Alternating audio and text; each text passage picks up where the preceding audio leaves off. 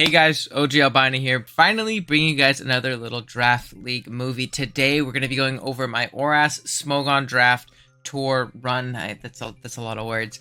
Basically, if you guys haven't seen our previous Smog Tour Run, they did one to kick off Generation 9. It was obviously the Gen 9 format, but they're doing a whole circuit, which is really cool. I also have a video kind of explaining that stuff. And this is going to be the ORAS part of the circuit. So it's Gen 6 Draft League. So Megas allowed, obviously no Z-moves, Dynamax obviously, Terra, anything like that. Only things up Gens 1 through 6. And we're going to be playing, it's about 400 people. I think they told me it was like 384, but I'm putting 400 people in the thumbnail and the title because we're just rounding up a little bit for a couple YouTube clicks. But yeah, if you guys do enjoy today's ORAS tour, be sure to drop a like on the video as well as subscribe to the channel. We are on our way to 3,000 subs, and I would appreciate it a ton if you help me out along that journey. And yeah, really quick, I just want to go over my team, just so you know what we have in these games. We're going to start off with our run in our pool, our battle pool, which is 3 games. And obviously, if we do well, we'll move on to the bracket stage of the tournament and things like that. So first up, I don't remember the exact pick I had in my pool. It was towards the bottom half, but I ended up getting Big Landers here first overall. Very, very reliable Pokemon, obviously, whether it be setting up rocks, whether it be being that Scarf phenomenal, in-tim pivot with U-turn and knockoff, and obviously strong EQs and Stone Edge and Rock Slides and things like that, but also setting up Swords Dances, being physically defensive with the Rocky Helmet and really stopping a ton of things, being like a Focus Sash lead with Boom to get up rocks and just nuke something, and even rocking out with mix sets and even like a random Calm Mind or something like that. Landorus is incredibly versatile, and I think in 8mon it covers so many different roles, and I, really value that personally. So I figured I could grab Landorus here and kind of just build my team around Landorus plus a round 2 pick. Round 2 came along and there was a Pokemon I didn't think would last this long, and it ended up lasting, so this is a pretty cool core. And we have our Latios second overall. Now, Soldu is banned in ORAS, obviously, because it's still like broken Soldu, where it's like a Calm Mind boost as an item, which is a little bit broken, so we can't do that, obviously. But whether it be as a defogger, which sounds weird when you're talking about Latios, but in Gen 6, when the hazard removal is so limited, like Landers doesn't have defog until Ultra Sun and Ultra Moon, this does give me a defogger, which is nice potentially in some certain matchups, depending on what we get later on. But realistically, the coverage that this thing offers, whether it be with Scarf Specs, Life Orb, Calm Mind, Resist Berry, Weakness Policy, a ton of different items, this thing is ridiculous to deal with. I mean, you can see all the different colors in this team builder right here, between obviously our Dracos, but even Energy Ball, Ice Beam, Psychic and Psyshock, obviously, Roost for Recovery, Shadow Ball, Thunderbolt, I believe Surf as well, so a ton of different coverage on top of Hidden Power. Now you have to be careful about Pursuit running around, because obviously Pursuit is going to be a thing in this meta game here, but I do think that Latios is a Pokemon that usually isn't super worried about getting Pursuit trapped pretty consistently, so at least if you're accounting for it in the builder and things like that, and accounting for it in your play. But another very versatile Pokemon, very bulky when it wants to be, but like obviously just an absolute nuke in most instances, and that's going to be great. Next up though, I want to grab a Steel type, something to kind of support Landers Latios, because while the core is great offensively, I think right now, Sizzle, or I just spoiled the next pick, I don't really have an Ice Resist right now. Both of my Pokemon get rocked by an Ice move, and one of them in Latios kind of struggles with Fairies a little bit and things like that, so I ended up grabbing Scizor. Scizor also helps out with Ground Resist from Landers, so his forms are really, really solid U-turn momentum core here, grabbing Sizz. Another defogger, so we're taking pressure off of Latios being the defogger, because like I kind of mentioned, you don't really want Latios to be defogging, and now we don't have to worry about our Lati defogging anymore, which is great. But obviously, Scissor's going to do what it does best. It's going to click like Choice Band, U-turn, and Bullet Punch. It gets Superpower this gen, no close combat because we're back in Gen 6. It gets access to Roost, obviously, this generation, though, which is a big boost, in my opinion, obviously, and that 16 PP Roost, so incredibly solid bulk-wise. It has access to Knockoff as well. It can do a lot of really, really fun things, whether it be offensive sets with a Band or even a Life Orb, Resist Berry, Swords Dancing kind of thing. Quick Attack's another option. But it can also be very defensive and very annoying, which is kind of what Scizor is best at, and kind of how I think it'll function on this team, if that makes any sense. But yeah. Next up, I wanted to grab my bulky water, and I figured grabbing my Mega off the board now would be a good idea, and it's another hazard remover, so we really shouldn't have any problems with a lot of hazard stack on this team. It's gonna be Mega Blastoise, Big Kirby here.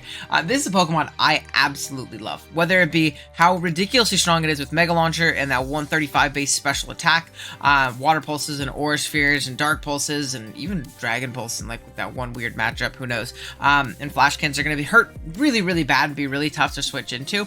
But as well as a Rapid Spinner, as well as spreading Scald Burns, as well as roaring things around, this Pokemon is incredibly, incredibly obnoxious to deal with offensively and defensively, and I love spreading those Gen 6 burns. Burns do just that little bit more in Gen 6, and it makes all the difference, to be completely honest. So I think that's going to be a great aspect of this. Also gives me Rapid Spin, so if I want to draft Hazard Sack of my own, I'm going to be able to do so. And I've kind of been harping really, really big on Hazard Control, but in ORAS Draft in particular, it's very, very important, because like I said, there's not as many hazard removal options, so Spikes and Rocks run the metagame. Hazard Stack in particular is incredibly important. If you win the Hazard Wars, a lot of the times you're going to win the game in ORAS, at least from my personal experience and from what I've seen from other people playing and things like that. Hazard Control is very important, and right now I think we have a great means of doing so, whether it be with 2 Defoggers or a phenomenal Rapid Spinner, obviously. Now, I want to grab a couple more roll compression ideas. I wanted to fill out a little bit of speed tiers and things like that. I guess it doesn't really fill out a speed tier all too much. It does stop 110s and 110s from running Adamant and Modest Versus does. It's going to be Drapion. Drapion's like a tried and true 8-mon, like classic. Gives me a Grounded Poison, gives me a Dark type, which helps out with those bulky Psychics and things like that Scizor might not be able to switch into very well if they catch him with an HP Fire, which is always a nice thing. It gives me a T-Spike setter. I do like T-Spikes on this team a lot. Things like Lottie, things like Landorus, things like Scizor as they're U-turning around, forcing poisons on things and chip. It's going to be really, really nice, so I like the T-Spikes option a lot. I also love SD on this thing, obviously. Like SD Taunt, Stall Breaker sets are great. It spreads knockoffs, which is obviously incredibly, incredibly valuable, and can just be an overall big, big nuisance. Gives a lot of help for the team. It's not a Fairy Resist, which is tough as your poison, but we have Scizor, so I don't think it's the biggest deal in the world. Now, I want to grab a Ground Resist. I don't really have one of those right now. I have my Landorus and my Latios, which are immune to ground, but they're kind of a straight coverage move away from getting really, really chipped, and they're not Pokemon I want to use uber defensively all of the time because of their potency, like, on the offensive side of things. So I grab Shaman next. I'm a big Shaman stan. I know a lot of people are not big on Shaman at all, but I really love this thing with its bulk, with Seed Flare just being an absolute nuisance to pivot around. Seed Flare alongside, like, Dazzling Gleam and Earth Power typically as, like, coverage moves, as well as a hidden power option. We can go HP Ice or HP Fire in this meta, obviously.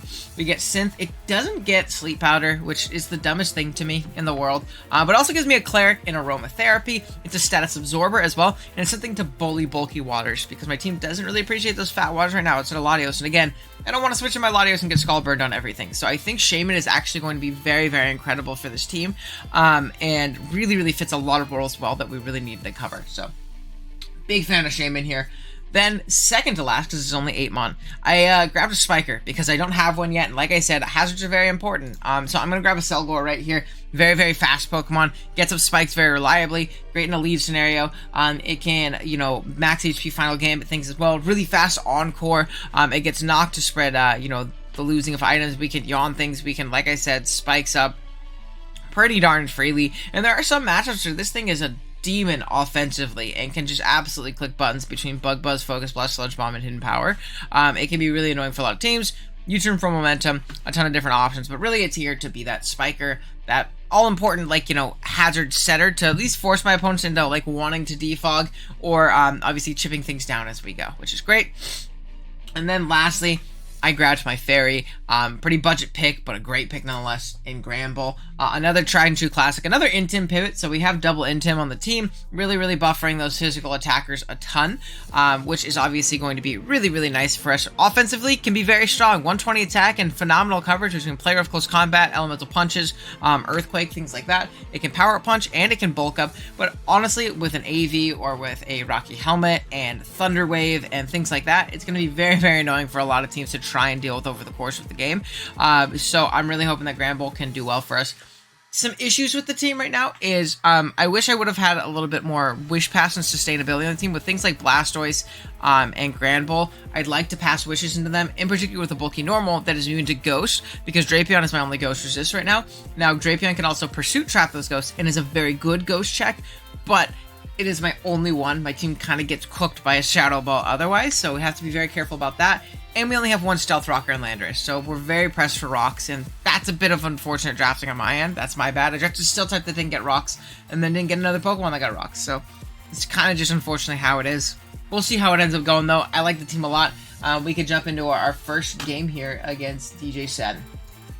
Alrighty, guys, our first pool game is going to be up against DJ Sen right here, who I believe also makes YouTube I'm pretty sure this is the same Sen that does, like, Wi-Fi stuff and isn't, like, YCL. I'm pretty sure the same guy we also play in, what do you call it, Pack this week. So, I'll link him in the description below. He's a really, really cool squad. It's a really tough matchup, to be completely honest. You can see the 6 that he brought. It's going to be Kyurem Black, Mega Pidgeot, Clefable, Amoonguss, Infernape, and Scizor. So a lot of really, really scary threats. I'm going to show you guys really quick the team that we elected to bring this week. You can see, first off, we're starting off with a Choice Band Landorus. Now, you'll see that I have no speed in this Landorus, but if you look at the matchup, there's really not a reason for me to go any speed. He has things like the Pidgeot, the Kyurem, the Infernape, that are all going to outspeed me, and things like the Clefable, the Amoonguss, and the Scizor that are not going to outspeed me. And it is basically that simple. So I can get away with a ton of bulk on this Pokemon, and really just click some buttons against his team. We're rocking out with Earthquake, U-Turn, Stone Edge, and Superpower. Now, Stone Edge really hits only immunity, and I guess Ground Resist, or, you know, it's not really a resist in Mega Pidgeot. If we can catch that thing with Stone Edge, we obviously nuke it. With no guard, we don't have to worry about missing against that thing as well. And other than that, we're just clicking Earthquake against the team that he brought. I'm not 100% sure on his last 2 that were on the bench, so I'm assuming Superpower was for one of those. It also gives me a reliable click against something like a Kyurem, if, you know, it ends up coming down to it, but Kyurem's probably killing us or forcing us out anyways, so I doubt that that was the reason. I honestly don't remember, though, to be completely honest with you. Then we have a Life Orb, 3 attacks, Latios, Psychic Draco, Meteor, Hidden Power Fire, and Roosh. Look at his team. Psychic Draco, Hidden Power Fire just absolutely rocks him. Life Orb Psychic is a 2-hit KO on most Clefables. Draco Meteor is going to nuke anything that's not named Clefable or Scizor, and Hidden Power Fire hits the Scizor. Obviously, we can't be Mystical Fire. This is ORAS. I wish we could have Mystical Fire. Be a little bit nicer, obviously. But, yeah, we're rocking out the HP Fire this week. Then we have an Occaberry U-Turn, or an Occaberry Scizor, sorry, with Bullet Punch, U-Turn, Roost, and Knockoff. Pretty bulky set. We're adamant with a lot of attack. Reason we're Occaberry is we want to catch that HP Fire from the Kyurem Black and be able to deal with it that way, because it can pretty easily live a Bullet Punch from us no matter what. But we're able to eat one of those hits. We can also eat a Heat Wave from the Mega Pidgeot if things come down to that, or even a Flamethrower from the Clefable. We have Knockoff to, you know, take items away, things like the Infernape. If it's Scarf, I would love to get rid of its item. U-Turn grabs momentum. Bullet Punch obviously is Bullet Punch, and then Roost keeps us healthy in the face of, you know, big threats like, you know, the Kyurem and the Clefable on a switch out or something of the sort. So that's going to be our Scizor. Then we have a really, really bulky mixed defensive Blastoise here with Scald, Ice Beam, Rest, and Sleep Talk. This is going to be our main check to Infernape. We're not 2-hit KO by physically offensive close combat or especially offensive grass, not from the Infernape. Infernape's a big, big issue otherwise, so we have to make sure that we have a pretty consistent answer to it. But honestly, this Pokemon sits in front of him in general. If he's a full special Kyurem, we wall him. We can stuff non like Calm Mind Clefables pretty well, and at least, like, you know, burn a lot of soft boils on them and things like that. We can take hits from things like Mega Pidgeot, and obviously we check the Infernape and the Scizor as well, because we could bait a burn on that thing and do a ridiculous amount of damage, as well as not take that much from a U-turn. But yeah, this Pokemon's a big nuisance. It's hard for him to switch into. Spreading burns, and if he catches a Amoonguss with an Ice Beam once, he really does not appreciate this Pokemon in the slightest. So, Blastoise is looking to pop off this game. Then we have a Focus Sash, Lead, a Cellgore. Pretty simple here. We're Bug Buzz, Spikes, Sludge Bomb, and Hidden Power Fire. Hidden Power Fire is going to allow us to nuke the Scizor if it wants to try and be a defogger. Other than that, though, the Spikes are pretty darn free. I thought about going Safety Goggles for the Amoonguss, but you'll see the last one on our team actually is Safety Goggles, and it's kind of my response more so. Whereas this Pokemon, I really just kind of want to live a Scarf Infernape hit if that ends up being the lead, live a Mega Pidgeot hit if that ends up being the lead, get up a couple Spikes, maybe get off a Sludge Bomb, Beta Poison on something. Sludge Bomb's going to hit the Clefable decently hard, or even get a Hidden Power Fire off on something if, you know, comes down to it. So definitely excited here for a Cellgore, hopefully popping off, getting out some Spikes. Then lastly, we have our Drapion, rocking out with Safety Goggles. Excuse me. Battle Armor's ability, knock off Poison Jab, Fire Fang, and Swords Dance. Pretty solid breaker this game, especially with Spikes up, and he's not going to appreciate switching into Dual Stabs with Fire Fang. Fire Fang is obviously for a nuke on that Scizor. Other than that, though, we can set up pretty freely on things like Amoonguss. Foul Play's not doing much to us. We can't be spored. We can set up a Swords Dance and really break through a team like this. It helps out with the Clefable as well. Really, it's that Clefable, Scizor, Amoonguss core that does not appreciate this Pokemon at all. Gets revenged by a lot of his offense, but not the end of the world. We're max speed to tie a Kyurem, because if I can outspeed a Kyurem and kill it with a +2, knockoff or something like that, I'm obviously going to take that trade, and that's really nice for me. So, yeah. With that being said, though, I'm pretty sure we can just go ahead, move this guy in front of me, and jump into the battle. We're going to go ahead and start it off. We're at normal speed. Cool. We're going to go ahead and start off with the Selgor. Like I said, focus Sash lead. I'm here to get up a Spike. We see an Amoonguss lead, which is unfortunate, as I do get spored, but I really do value that Spike, and I think I can pressure the Scizor to not defog on me, as right here I am going to burn my first turn of sleep as a hard Pidgeot comes out. But again, I'm fine with this, to be completely honest, because I can bait a Sludge Bomb Poison, get a little bit of chip on this thing to where it's in range of things like Bullet Punch soon, to where it's in range of Blastoise, to where it's in range of Latios and things like that. So I'm completely fine with staying in, trying to wake up in these next 2 turns and get some damage off on this thing, as we do stay asleep the second turn. Unfortunate, but as long as we don't get max turns of sleep, we should be mostly okay. But we do. A bit unfortunate, but not the biggest deal in the world. We got up our Spike, forced out the Amoonguss. We know that it's Spore now, so we know our, our Drapion is going to be our main, answer to that guy throughout the course of the game. But from here, we can go a pretty free Blastoise, because if you look at his Ice Beam pivot, he doesn't really have one. If he wants to take damage on this, it's not the end. It's not very good for him. Obviously, this Pokemon is incredible into me, this Mega Pidgeot. And I can still rest up at different points later to kind of deal with the Infernape. Plus, Hurricane isn't 2-hit KOing me, so I should be completely fine taking this. It also covers the Amoonguss pivot, which is probably his switch in general. And after a Spike, it does 2-hit KO this Amoonguss. So, do 46 right here. Scizor's going to come out, but that's fine. It takes a Spike. It takes an Ice Beam, and if it wants to stay in Defog, I'm 2-hit KOing it with a Scald, or getting a burn. Not 2-hit KOing it, but I get a crit there, so maybe I would have 2-hit KO'd if I get 2. He's going to U-turn out, completely fine. The Amoonguss is going to come back in, but I have that Drapion pivot now, so a lot of momentum is being swung back in our favor. Mega Pidgeot's going to come out next to the Swords Dance. Now, I don't necessarily OHKO this thing, but again, I really value damage on this thing. I know that I have this mostly for that fat core, but Scizor's really chipped. Amoonguss, I'm pretty sure I can break through with things like Bandurus as well as my Latios, so I just have to be careful around Spore.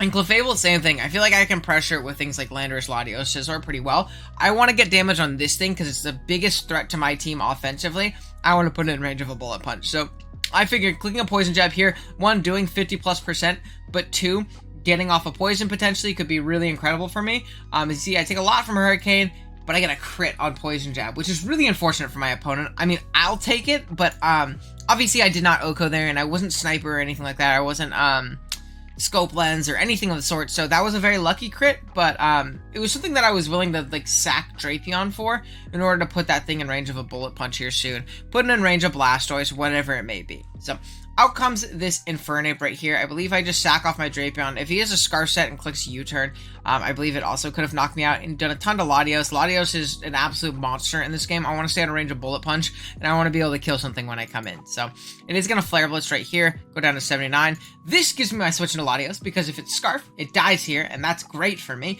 And if he switches out, because he is Scarfed into Flare Blitz or anything like that, or he's slower, I get it to a KO on something. Nothing takes Psychic into HP Fire, especially with a Spike Up. I mean, Psychic just kills the Scizor at this point. I never have to click HP Fire anymore. So I'm just going to click Psychic. Clefable is going to come out, but it is not a switch in at all. I do 60% with that Psychic. I'm just going to click it again, knock out the Clef, and be in a pretty good spot here. Still at 81%. Out comes the Amoonguss. I click Psychic. It actually ends up being Pyapa Berry, which is very, very interesting here, because I'm thinking, okay, what does this thing do to lure me? I mean, I guess it can put me to sleep, which you're going to see. It does end up putting me to sleep. It's unfortunate, but I feel like I can actually burn a sleep turn, but his way of hitting me is Foul Play, which only does 38, so thankfully I wake up here, and I'm able to roost off one more time, not have to, get about as healthy as possible, and then click Psychic one more time. I don't really ever get out of range of things like Scizor or Scarf Infernape, as Scarf Infernape's going to come out next. Take another Spike. I kind of confirm that it is Scarf. I'm okay with sacking that thing off because I feel like I do have ample pieces for things like my Scizor for this Kyurem Black in the back. Though in hindsight, In hindsight, I think Landers was my pivot, because if you look at the rest of his team outside of the Scizor, it doesn't really deal with much. There's a Spike Up. Scizor's at 32. I'm not super worried about it. And keeping Latios as a nuke on this Kyurem Black, if it's not a Scarf variant, is really, really important. You're going to see it could end up biting me in the ass a little bit later on here, as he is going to take a Spike, go down to 88. I go onto my Scizor. I have a pretty free Bullet Punch here with the Spike Up. Scizor, or Inferno, doesn't really want to take it. He ends up being Babiri HP Fire right here, but you're going to see, because of his bulk, I do not do that much with, Bullet Punch here, and the rest of my team is slower against this thing. So if this Pokemon is Fusion Bolt, I basically lose the game, unfortunately. Now, I can make the pivot to my Landers, but to try and, like, Intim weaken it, but I figure it's best for me to rest right here and see if he actually is Fusion Bolt, because I live one from here, because I'm ridiculously bulky, and kind of can play around it accordingly.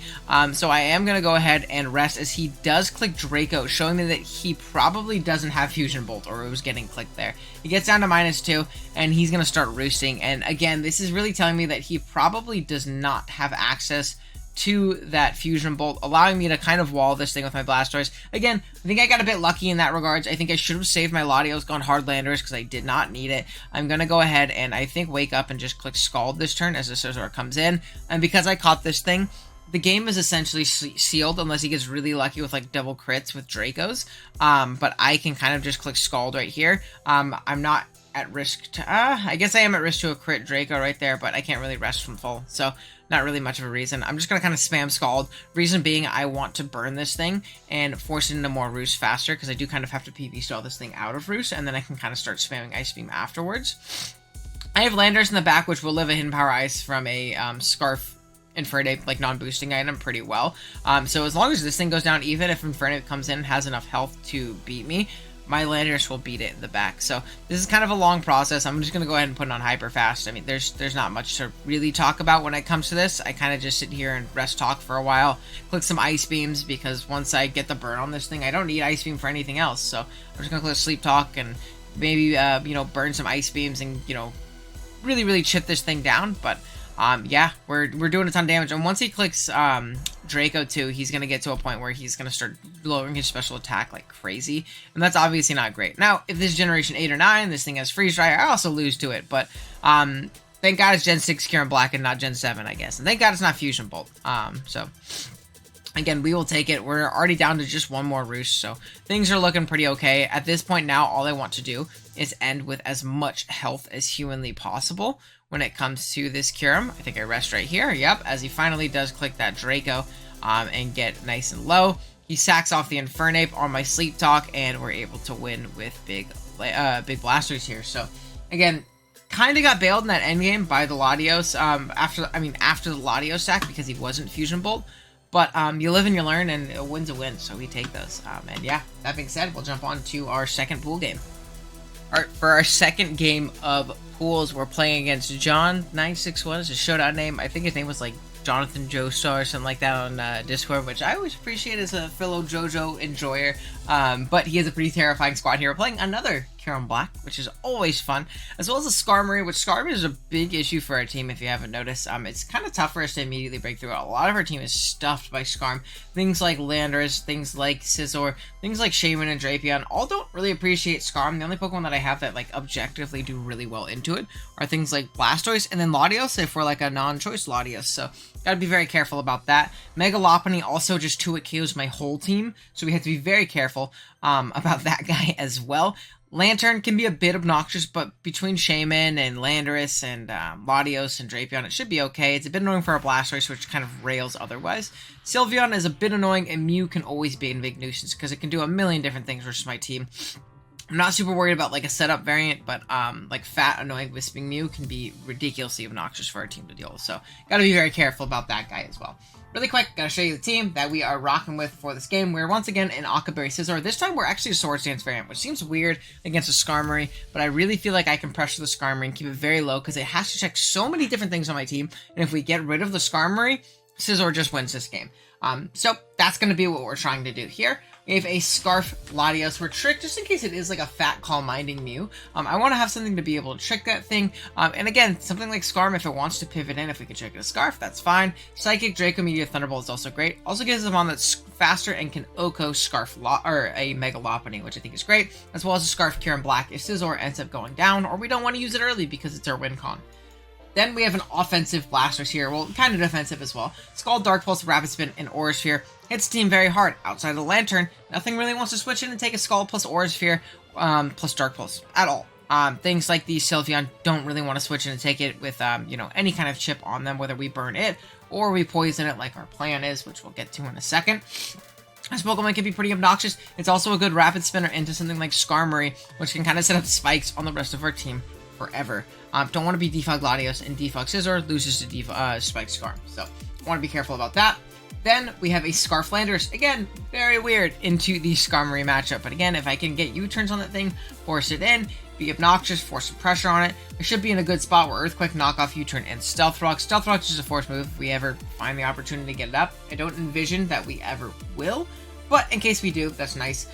We can U-turn around, be obnoxious. We're pretty darn bulky as well for the Lopunny, so we can pivot into it. Obviously, got to be careful about getting caught with an Ice Punch, but if we don't, that's great. And having a Scarf on this thing is great for things like Mew and Kyurem Black, which would outspeed us otherwise. Being able to pick those things off after some chip is awesome. Then we have our Shaman, rocking out with Seed Flare, Hidden Power Fire, Dazzling Gleam, and Synthesis. This Pokemon, offensively and defensively, is incredible in this game. One, it checks the heck out of Lantern. Even things like Sylveon takes a hit from Lopunny. But Seed Flare plus our two coverage moves, with Seed Flare getting that, double Spit F drop 50% of the time, is unbelievably obnoxious for our opponent. Seed Flare into Hidden Power Fire into the Skarmory is really kind of what I'm banking on too, as one of my main ways of forcing that guy in and forcing a ton of chip on it to where it can't spike on us, it can't defog up, and it's going to be low for the rest of our team that needs Skarmory gone. I'm really hoping that Shaman can kind of accomplish that, because he doesn't have reliable pivots in otherwise. Things like Kyurem are going to get chipped very fast. Seed Flare into Dazzling Gleam will pick it off after just a little bit of chip. And other than that, it's just Skarm. So that's obviously really, really nice for us. Then, lastly, we have our Drapion, which is going to be our lead. We are Black Sludge with Battle Armor, Knockoff, Poison Jab, Toxic Spikes, and Taunt.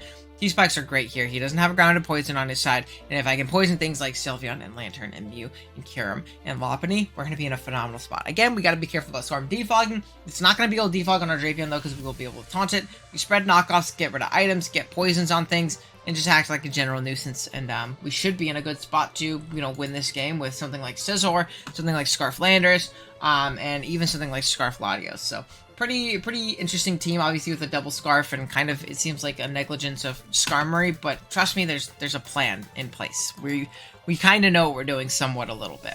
Okay, that being said, jump into it. We're going to lead off with Drapion, like I said. I'm going to lead and taunt. If he wants to, wisp me, that's fine as well. If he's taunt as well, I'm just going to have to adjust from there. If he wants to wisp me, I can taunt him, get up a T-Spike, and again, be a general nuisance. So he leads off with the Mew, switches hard out into Skarmory as I taunt. But again, this is completely fine with me. I'm just going to get up my T-Spike, because this thing is going to have to switch out eventually. It's going to Brave Bird for a little bit of chip, which is fine. We get a lot of that back with our Black Sludge.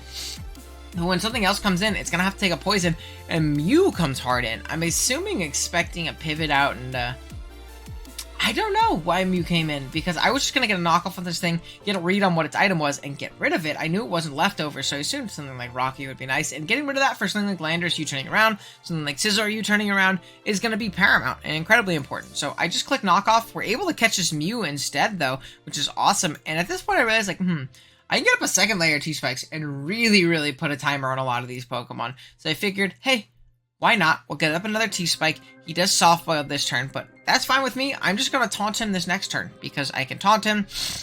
He's not going to be able to Stealth Rock up, so he's a Stealth Rocking Mew, which wasn't the scariest thing, but now we don't have to deal with rocks for the time being, which is always a good thing. I'm able to knock this Skarmory as it comes in. This next turn I do have to taunt it, because I don't want any hazards going up on my side, or removal of hazards, anything like that. It does about 34, so decent chunk, but the Skarm's down at 62, so a Seed Flare drop into Hidden Power Fire picks this thing off at this point, which is awesome. I go Hard Blastoise because I can always take a hit from this thing.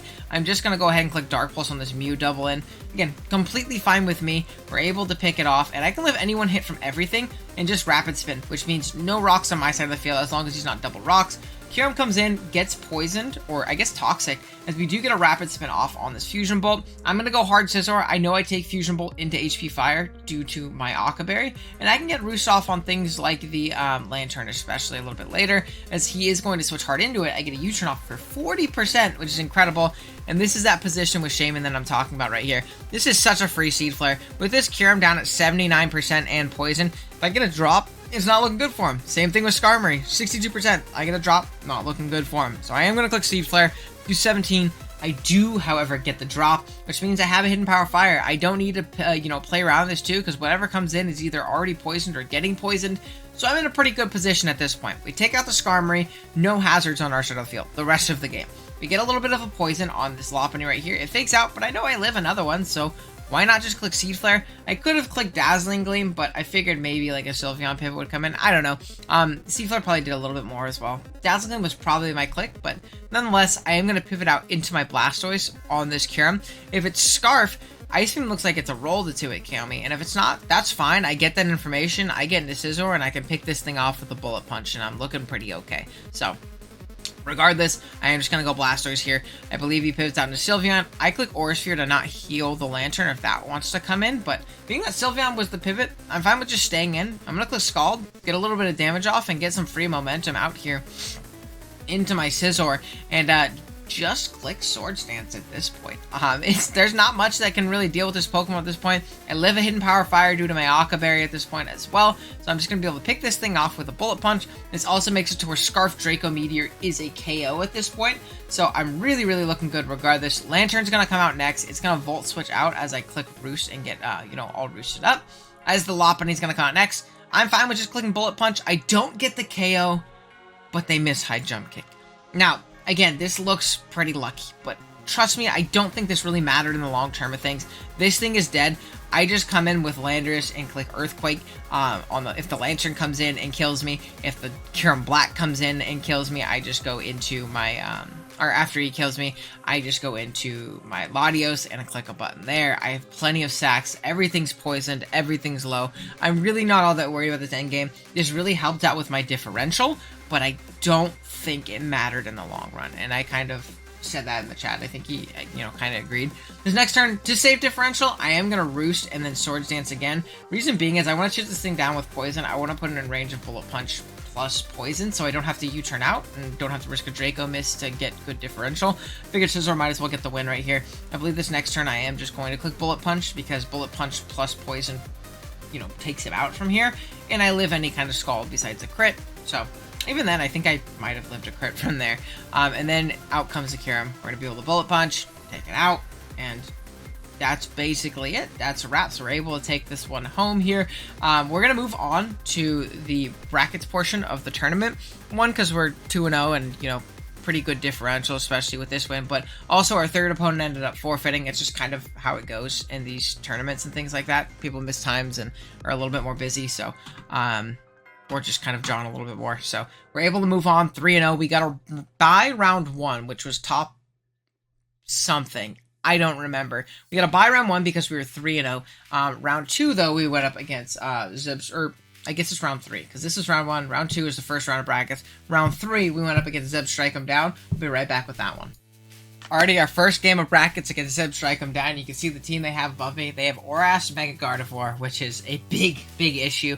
Now, the 8 abilities like Pixelate, Aerialate, all that stuff are much, much stronger in their debut generation, Generation 6, to where Mega Gardevoir, a Hyper Voice plus Hidden Power Fire just kills my whole team. There's quite literally nothing I can do about it. I don't have defensive counterplay to that Pokemon. We're going to have to be very careful. Ambipom is a Pokemon I didn't really expect to come. I forget the other ones because games happened a little bit ago. I forget the other Pokemon that he had on his team other than Ambipom. But it's a bit of a threat, obviously, if I don't, play around it accordingly. It's faster than my whole team, and it can be a big, big nuisance. Another Skarmory, which is always fun for this kind of team, but it's going to be kind of a similar play in this last game, is kind of forcing Chip on it, making it take a lot of damage. We have a bit of a different Landorus set this time, too, that can help out. But yeah, Spiritomb, great Latios check as well. Really, really good Latios check. This is a pretty tough matchup, guys. Rotom Wash is a good pivot into things like Landorus, into things like Mega Blastoise. It is stuffed by things like Latios and Shaman, but other than that, it's really annoying. And then Landorus is a big issue for this team. It kind of U-turns around until everything's in range of Earthquake or Knockoff, so you gotta be careful about Landorus as well. I think Scarf is pretty darn good into my team, but we'll go ahead and show off the squad first. First up, we have a pretty bulky Landorus here with a Rocky Helmet, Earthquake, Stealth Rock, Gravity, and U-turn. Gravity is to help us out with things like Skarmory, Landorus Therian, and the Rotom, making our EQs very, very free. There's a good rocker. We can U-turn around if we don't find the opportunity to get up a Gravity and, get in and out as we need to. We're pretty bulky Latios as well. We're Weakness Policy, Calm Mind, Draco Meteor Roost, and Shadow Ball. This set can do very, very well, provided we force in something like Spiritomb. We should live any one hit from it pretty well. And +1 Draco into Weakness Policy into +1 Draco should be able to take out that Spiritomb in most instances. So we're kind of banking on that guy, obviously, so we don't get Pursuit tracked. And if it clicks Pursuit and we stay in, we don't take much damage at all. So that's hopefully kind of what we're banking for. Blastoise, Rest Talk, baby. Scald, Ice Beam, Rest, and Sleep Talk. Helps out with things like Landorus. Helps out with Ambipom. Helps out with Spiritomb and the Skarmory. Very annoying Pokemon for him to kill. He doesn't really have anything to kill this thing in one. It's going to spread burns, hopefully, and be a big nuisance. Then we have a Rocky Helmet. Pretty physically pretty bulky. Shaman here with Seed Flare, Hidden Power, Fire, Air Slash, and Synthesis. I think there was a Rose Raid on the other side is another big one. I'm pretty sure there was Rose Raid, which is why we're Air Slash on this thing. But this Pokemon, again, does really, really well. It's a great Landorus check. It forces Chip on it. The Skarmory, we should beat it 1v1 in pretty much every instance. Between it taking Brave Bird and Rocky Helmet, Seed Flare drops, Hidden Power Fire, we should take it on. Rocky Helmet's also great for the Ambipom if we need to check that thing that way. And it stuffs Rotom, which is always a good thing for us. Drapion here is going to be kind of our win comp. We're Double Dance Lumberry with Sniper, Night Slash, Aqua Tail, Swords Dance, and Agility. Now, I don't imagine we'll need to get up both, or ever really get an opportunity to get up both, but one or the other could be really clutch. If it's a bunch of fat things left, like Rotom, Spiritomb, Skarmory, we're in a good position to Swords Dance, even the Landorus. Now, if things like Ambipom and Gardevoir are in the back and we have everything ranged after an Agility, we're in a good spot. Night Slash has a higher crit rate. Aqua Tail is going to be great for hitting that Landorus. If we get a crit on that thing as well with our Sniper, we're going to absolutely nuke it, so that's great, but really it's kind of have to be Swords Dance plus Aqua Tail to really deal with the Landorus, but hopefully we can chip down the Landorus and be a nuisance, get to stop being a nuisance in other ways. Then lastly, you have a pretty offensive Defog and Scissor, Bullet Punch, U-turn, Defog, and Roost. I know it's kind of counterintuitive to have a Defog that boosts the Spiker, but I needed some kind of hazard control, and this was going to be it this game. It does kind of, soft check things like Gardevoir. Bullet Punch is going to do a ton of damage to that thing, even if it's a bulkier guard. We have Aqua Berry to take Hyper Voice into Hidden Power Fire, which is obviously very, very valuable. And the priority is great for things like the Ambipom as well. And yeah, with that being said, let's go ahead jump on into the battle itself. Now, we are going to lead off with our Landorus in this game. I really do value getting up my Stealth Rock. If Skarmory wants to lead, that's fine. I can click Gravity after I get up my rocks, and I'm in a pretty darn good spot. Honestly, if Skarm left, I'd probably click Gravity first because I have to defog away its hazards anyways. The Landorus is going to show Hidden Power Ice of its own, showing me it's probably Scarf. Regardless, I'm going to make the pivot onto my Shaman because I take any hit. If it wants to U-turn, it takes a little bit of chip. And I'm just going to be able to throw off a free Seed Flare in the Skarmory coming in. If it comes in and takes a Seed Flare and gets a drop, I'm in a good spot.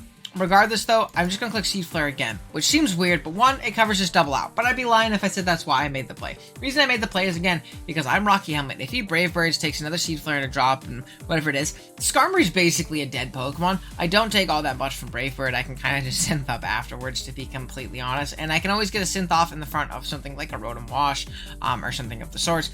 A wrong choice locked Landorus. So I feel pretty comfortable just clicking Seed Flare right here, as the Landorus is going to double back in. So I catch it for 66, get a Spadef drop, and from here, I just click Synthesis, because I get to scout and see if he is for sure confirmed Scarf. If so, he clicks U-turn, puts himself in range of rocks, and I basically get back up to exactly where I was before. So this was a pretty incredible exchange for your boy here. This next turn, I am going to click Seed Flare again, trying to, catch a Skarmory. If it wants to go for a Roost, I'd rather try and bait the drop and then hit Power Fire afterwards. And if he wants to attack me, it's going to take a lot of chip. This thing was mostly here to check the Landorus, so I'm fine if it ends up going down right here or taking a lot of chip. Unfortunately, he does get the defog off. I don't get a drop in my third, on my third Seed Flare right here on the Skarmory coming in. It does Roost up. This turn, I'm going to make the choice to pivot out into my Landorus. If he wanted to Brave Bird that turn, I would have lived. Rocky Helmet, got up my rocks, I could Gravity there, and then Force Mount, get up my rocks again. So there's a lot of things I could have done right there. He defogs obviously so that his Landorus can come back in later. I'm going to make the pivot out into my Scizor right here. He does Brave Bird and crit me into a U-turn, which into Helmet is a bit unfortunate. But again, not the end of the world, because I'm going to be able to get up my rocks here on this Skarmory as Rotom Wash is going to come out. This Landorus is dead if it wants to come in later. If I can prevent the Skarmory from defogging, I'm in a pretty good spot. Volt Switch is going to come out here as a U-turn on the Rotom. It's not Scarf, obviously, which is great to know. And Gardevoir comes out. This is a Landorus sack, unfortunately. Nothing on my team can take two of this, especially my Scizor. My Scizor just, like, dies to Hyper Voice at this point. So I really don't want to switch in and take that attack. Whereas Landorus, it got up rocks. It's been, you know, enough of a nuisance to where I feel like I can let it go and just hopefully try and pressure him to where he can't defog against me right here. This next turn, I am going to U-turn, expecting the pivot out of the Gardevoir. A bit of an aggressive play, but I'm able to catch this Skarmory, get into my Latios, and I want to force a little bit of progress here. With rocks up, this Latios can be a big nuisance. I'm going to elect to Calm Mind here, because I expected either a Landorus sack or a hard Spirit Tomb. I don't expect him to, you know, just let Skarmory die to whatever coverage move I might have. So I am just going to click Calm Mind right here as a Spirit Tomb comes in. I'm hoping he sneaks because then he just dies, but he does end up staying in, taking this Draco as an Assault Vest variant, clicking Pursuit, and proccing my Weakness policy, which is awesome because now I just get to click Draco Meteor one more time, and I get to pick off this Spirit Tomb. Next, he actually goes into Ambipom, which I did find pretty interesting because I feel like Gardevoir forced a little bit more progress. I'm at -1, you don't really do much to me, but I guess that also puts him in range of things like Drapion, things like Shaman, things like Scizor, so maybe he just didn't want to take the chip from the Shadow Ball, which makes sense to a degree. I am just going to sack off my Scizor here as a Fake Out does come out. I'm pretty sure he could have just... no, I probably didn't die to a return or anything like that just yet. So, next turn, I am just going to Bullet Punch. I'm fine with the Skarmory coming in, because while I do die to Helmet, this means that he does not get to defog against me this turn, which is incredibly, incredibly valuable for me personally. So I am going to go down this turn. I go out into my Latios, and this thing's in range of Shadow Ball. It also covers Gardevoir coming in, so I'm completely fine with it, you know, switching in hard on my Latios on like an expected T-Bolt or something, whatever it may be. I just click Shadow Ball here. Gardevoir comes out. I like that Latios is probably the sack at this point. I have Shaman for the Rotom. The Landorus is dead to rocks. I lose to these last two anyways, so getting off this Shadow Ball chip is incredibly, incredibly valuable because now this thing is very, very limited on the amount of switch-ins it has. It has two more from the range it's at to switch in. I go out into my Drapion right here, not because it checks it defensively, but because I EV'd to live a single Hyper Voice, and provided I live this Hyper Voice, I can revenge this thing, or at least force it out. And so I do get Will-O-Wisp right here, but thankfully due to my Lumberry, I'm able to, you know, get that, shrug that off, click Night Slash, which is obviously very, very valuable, knock it out. I killed it even if I was burned, but not the biggest deal in the world, if that makes any sense. Ambicom comes out, and I have no reason to not just click Night Slash. He should Fake Out into U-turn to chip me down and then come back in and kill me, but I'm fine with him, you know, sacking off the Landorus and getting more Rock Chip on this Ambipom in order to get a free switch into my Blastoise, because Blastoise with Shaman is kind of my way of winning this game right now. This Fake Out is going to pop right here. I believe he does click U-turn. He's going to get me down to about 50%. Sack off the Landorus. I could have Agility. Honestly, Agility was kind of a shiesty play. Maybe I should have Agility. Agility would have been awesome, but regardless, we're going to get faked out this turn, and then I believe just go down to return this next turn, which is completely fine. Going to go out into my Blastoise right here. I just get to click Scald. If he goes Rotom, again, I get a burn on that thing. I'm in a pretty darn good spot. So I am just going to click Scald right here. He does go out into the Rotom, obviously, on a U-turn, not doing much to my Blastoise right here. Skull pops, does about 14%. I don't get the burn. I'm in a tough spot right here, right? Now, I don't die to any kind of T-Bolt, right? I don't die to any kind of T-Bolt. But I don't think he T-Bolts. T-Bolt's a game-losing play for him if I go Shaman, because then I just click Seed Flare, something dies, I win the game. Pretty darn simple. Plus, my Shaman can kind of come in if it gets a free switch in. It can kind of synth up on the Ambipom pretty darn freely, and I want to be able to, you know, stay somewhat healthy so I can beat it plus Rotom. And if he Volts here, I call that, I click Scald, he also loses because I kill the Ambipom from here. That's actually going to be the play that I elect to make. I see that he's leftovers as well, obviously. I don't know if I mentioned that. But since I click the Scald button, Volt Switch doesn't do that much. I'm able to pick off this Ambipom, And that's the game. There's not much that he can do. I just stay in and spam Scald. He actually doesn't have T-Bolt, so I was good regardless. I just spam Scald, though. I just want to free switch into my Shaman. Differential does not matter at this point in the slightest, so because we're obviously in the brackets portion of the tournament, so I just want to guarantee my win. I want to switch hard into it, or I don't need to switch hard into it. I just go into my Shaman, click Seed Flare, pick it off, and that's going to be it. Next up is the round of top 64. We're going up against Toxic or Ethan or Hisui Avlug or whatever alias he's going by in this, and he's a very, very good player, so we have our work cut out for us. I'll jump right to that game. Alrighty, top 64 against Toxic. Like I said, he has a pretty scary squad. Crobat, Mega Altaria. Again, the 8 abilities are very strong, and we kind of mentioned how scary Mega Gardevoir was against me. Mega Altaria is pretty darn similar. Crocodile is very tough for me to switch into over the course of the game. Infernape, from the last couple times we played it, showed to be very scary. Snorlax is a big nuisance. It is hard for me to kill that Pokemon from full. It's great into my Latios and a ton of things like that. And Mew does Mew things. It's going to be annoying and obnoxious. I think Fat Mew is best Mew against me. But, you know, maybe a Nasty Plus Egg comes in and absolutely tears me up because I wasn't prepared for it. And who knows? Who knows? But regardless, let's go ahead and show off the team that we're rocking out with for this top 64 game.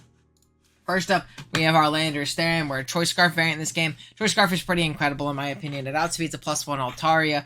His ground immunity is going to be Crobat. He doesn't have ground resist on the team that he brought, and we pretty much just click Earthquake the entire game. Now, he has Scarfers that could be faster in both Crook and Infernape, but valuable information, and those Pokemon don't really kill me in one. Punishment is for like a CM Mew, or like yeah, really just CM. I guess like Swords Dancer would also cover if I want to be like an SD Mew. But if it is like a fat CM annoying Mew, we have a way of revenging it with punishment, because we're not bringing Drapion this game, so like some kind of like boosting set could be really, really obnoxious for us. Then we have a Colbur Berry, Latios, Draco Meteor, Ice Beam, Calm Mind, and Roost. For Colbur Berry, for a Scarf Crocodile, +1 Ice Beam should pick off that thing pretty much 100% of the time. Don't have to play any games with any kind of, you know, pursuit, 50-50s and things like that. Ice Beam also hits the Mega Altaria very, very hard. Lax can be a bit of a nuisance against, you know, with us, you know, not having like Psyshock or anything like that. But +1 Dracos don't tickle, and if it's not an AV variant, it's not going to appreciate taking those hits. But yeah, pretty good Pokemon overall in this matchup. Then we have a pretty mixed bulk Blastoise here. Scald, Ice Beam, Roar, and Toxic. Toxic is to catch things like the Altaria and the Mew if we need to hit them with that. Roar is to, you know, phase things out that might be setting up, whether it be like a Calm Minding or Bulk Up or Swords Dance Mew, or whether it be an Altaria, which definitely is very, very scary against us when it comes to that. So, gotta be very careful about how we deal with those Pokemon. Then we have a Choice Band Scizor. Very, very strong in the matchup. If you look at his team, his only switch in is going to be that Infernape. Other than that, Bullet Punch has a very, very likely chance to just clean this team. Just absolutely clean through this team. Scizor, if it gets caught with like a Choice Band superpower, which is a click in some instances with a team like this, we're really going to be able to rock that thing and just send it ass backwards. So Adamant Superpower is going to do a lot. It also gives us a nuke on Lax, which is great. Next up, we have the debut of Grand Ball, rocking out with Rocky Helmet. We're Player of Thunder Wave, Ice Punch, and Roar. Very similar to our Blastoise set, except we're, you know, spreading Paralysis and things like that. Gen 6 Paralysis is a different breed. It is absolutely obnoxious. We're able to really, really slow things down to basically -6 speed. Roar is for things like Mew, things like Lax. Oh, and that's another reason we have Roar and Blastoise. It's for Lax, because Lax is a big, big issue if it's like a Curse variant. But Roar is going to be able to, you know, roar that thing out. Ice Punch hits the Crobat, as well as it's just kind of a neutral click against, like, Altaria if we expect the Crobat to come in. And the Intim's going to be great. Rocky Helmet to chip things down as they attack us. I expect this to take a knockoff from the Crook, so losing our item to get a little bit of chip is obviously pretty valuable. Lastly, we have a Selgor. We're Bug Buzz, Sludge Bomb, Spikes, and Hidden Power Ice. The reason we're Life Orb modest is I'm creeping pretty aggressive on the Crobat because I want to be able to 2-hit KO a Crobat with a Life Orb HP Ice, and I need to be modest to do that. Now, reason being is if he wants to try and defog on me, I can 2-hit KO him with Hidden Power Ice. I should outspeed him as long as he's not max speed Jolly Crobat. And I'm able to get up spikes. Otherwise, one spike will go a long, long way in this matchup. Bug Buzz plus Sludge Bomb actually hits the rest of the team decently hard. Outside of the Snorlax, we're pretty obnoxious with this Selgor right here. So I'm hoping it does well and it starts popping off. But yeah, that being said, let's go ahead and we can jump right into it. I am going to lead off with my Landorus into this matchup. Again, like I said, his only immunity right now is the pre-Mega Altaria and the Crobat, which having an Intim on those and a moment that's faster than both of them off lead is very, very valuable for me. So I'm going to go ahead and get an Intim off on this Air Balloon Infernape. I know that it's Balloon. I'm just going to click U-turn in case it is like a Hidden Power Ice variant. No reason to Stone Edge or anything like that. I go Latios as he does a U-turn out into the Crocodile. That's fine with me, though. I'm able to stay in and kind of scout and see what he is. If he's Pursuit, he can potentially 2-hit KO me, probably not, but being that he's Scarf right here and shows it and clicks Knockoff, I can click a pretty darn free Ice Beam, get off 80% off this thing, and then just switch out into my Gramble, because I know that he can't Pursuit Trap me this turn. He is going to just click Knockoff right here. I'm going to lose my Helmet, but not the biggest deal in the world. Crobat's going to come out. I have a pretty free neutral Ice Punch click. This next turn, to catch a Roost, I'm actually going to elect to click Thunder Wave because I want this thing to be slow and not a problem for my team. And it's his way of potentially removing hazards against my Selgor. So if I could slow this thing down and stop it from doing so, that's obviously very beneficial. He does just click Brave Bird, showing to be Choice Band, I'm pretty sure, because I'm physically defensive, and that is a ridiculous amount of damage to do to me. 73. Maybe Gramble just blows. But we're able to pick him off with an Ice Punch next turn. Again, Gen 6 Paralysis is a demon. Couldn't imagine I was beating a Crobat with a Gramble in Gen 8 or Gen 7, 8, or 9. Regardless, though, we're going to sack off our Gramble here to this Infernape just to Thunder Wave it in case it was like a nasty plot variant or something weird. I know it showed U-turn, but regardless, it's good to just click it. I'm going to go into my Latios here and get a Roost off. Probably not my best play in the world. Maybe I should have just clicked Draco to get off some damage. Maybe even just going hard Blastoise and clicking Scald would have been a little bit better, because this does prove to probably be AV Lax. It clicks Pursuit, and as I try and switch out, it just blows me up. So that's pretty bad. We kind of just gave away Latios for no reason, but this game is still very, very winnable. I get to go into my Scizor, and this is a KO with Superpower. There's not much he could do unless he goes hard Alt, which is pretty interesting. We're able to, or hard Mew. We're able to blow up that Snorlax, knock it out here, as the Altaria is going to come in, probably seeing that we're Choice Band, or seeing that we're obviously -1. Plus, he doesn't have to Mega immediately, so he goes into the Altaria. I go into my Blastoise here, and I'm just going to click Roar. And I think that's a big problem with this game, is I kind of like defaulted to click Roar, Owen, click Roar.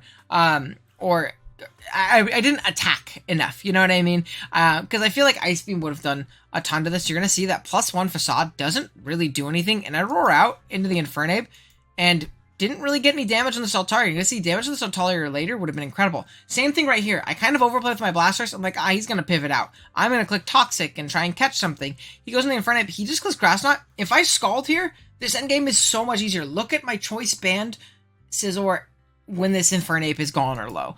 I should have just clicked Scald. I clicked Toxic. Again, big overplay on my point. It's not even an overplay. It wasn't smart, you know? We're going to go down here to another one. I go out into my Landorus. I do basically just get to click EQ here. The Mew only takes 44. Shows to be eject button, which is pretty unfortunate because it gives him a free switch into whatever he wants to get out into, which is going to be the Altaria here. I like to just click EQ to try and put this thing in range of a Scizor. It does 50%, so if I get another really high roll like that, I'm able to take him out. Now, he is going to be able to just roost off this damage. Maybe I should have just stayed in and spammed EQ until this thing wanted to attack me and then pivoted Scizor, but I end up going into Scizor right here, clicking Bullet Punch right here as he does click Flamethrower and picks me off here with a crit, which I'm pretty sure that mattered unless he was like super mixed bulk. I mean, we could pull it up. Let's see. 144. Let's see. X and Y. Scizor. Because we saw that he was, what do you call it? Facade. So he was physical. So depending on his bulk, this kind of mattered, to be honest. I won't lie, I kind of didn't even notice it in the game that I got crit. Let's see. Let's say if he's Adamant, Flamethrower. So if he's Adamant, it was about a 60% chance to knock me out or something like that. Wow, that's crazy that with a minus nature, it was in his favor knocking out. So that one really actually didn't matter all that much. Wow, that's crazy that I did that that much still. I mean, it took away any kind of roll, but man, that does way more than I thought. Regardless, I'm going to go to my Landers right here. There's still an out in this game. I outspeed this thing at +1. He can't really switch out, so I'm going to be able to click Earthquake, claim a KO here. Crook comes out. Now right here, my play is to go hard to Selgor. Why is my play to go hard to Selgor? Reason is because if I go hard to Selgor, he clicks Knockoff. I should live it. At least in my head calcs, I lived it. I go into my Selgor, I get my Unburden, so I'm faster. I can click Bug Buzz and or Spike. The reason I click Bug Buzz is to pick this thing off. Now, if I click Spike, though, expecting the hard Infernape, I'm in a really good spot. If I can kill this thing, plus get a spike damage on the Mew, I should be okay to win with my Landorus and just click Earthquake a little bit later. The only issue is if I click Bug Buzz expecting him to sack this that next turn and I don't get up a spike, I believe he was Vacuum Wave Infernape in the back, so I think I would have had to call the spike play, which I think I could have, came to that conclusion or ended up making that play or something of the sorts. But unfortunately, right here, you're going to see I'm going to switch in and I am going to die to the knockoff. And I was very surprised because I had a good amount of bulk in my, what do you call it? If you remember correctly, hold on, what was my bulk? Oop, that's the bingo card for D-League stream. Let's see, my Selgor is 112, 28. So this was actually a roll. It was only a 12% chance to knock me out from here. And I think that I had a very good shot about winning this game if I did not get absolutely max rolled damn near on my Selgor. I was unburdened, so I was faster despite him being Moxie. I know he was Jolly, so I know that was that roll, because if he wasn't Jolly, my Landorus actually outsped him. I checked the calc, and yeah, we're able to kind of just get knocked off here. I mean, Landorus is going to come in and pick this thing off, but between the Infernape and the Mew, there's not really much I can do in regards of beating this, especially now that my Scarf is gone. If I had Scarf, I actually still could have won if he was slower for some reason, but Mew's faster than me. It's just going to 2-hit KO me with Seismic Toss. Again, you see Spike put that in range of EQ. Obviously, the Infernape died to EQ, and if the Crocodile was in range of the Spike, it died as well, and I didn't lose my Scarf, so a bit unfortunate. I think the Latios play was a bit bad, but I actually think I played this game pretty darn well. I also think that the Blastoise not Scalding was bad, so it was a couple things. I actually think I was in a pretty commanding position. I just made 1 or 2 plays differently, but this is a good run. We made top 64. I think got some points for the circuit, which is cool as well. This is kind of the whole reason I'm playing them. I think we got some points for the circuit, and we played against a really good player in top 64, someone who I've beaten before, but has beaten me more than I've beaten them. So I think I gave him a good game, and hopefully we do well in the Ultra Sun and Ultra Moon tournament, which is going on right now. I'm playing my bracket games this week as we speak. Not my bracket games, my pool games. I'm playing those right now, so hopefully we do well in those, and if we do well in those, you'll have another movie in probably about a month or so of that. I have a couple other Showdown seasons ending, so I'm hoping to get you guys some good movies over the next couple weeks. And yeah, thank you guys for watching. See you in the next ones. Later.